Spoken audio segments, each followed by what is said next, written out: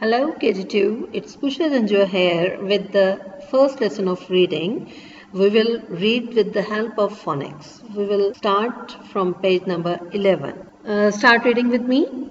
K, cat, B, bat, T, top, A, ant, N, nail, P, pot, E, elephant, G, girl, H, hen. Let's repeat it. K, cap, B, bat, T, top, A, ant, N, nail, P, pot, E, elephant, G, girl, H, hen.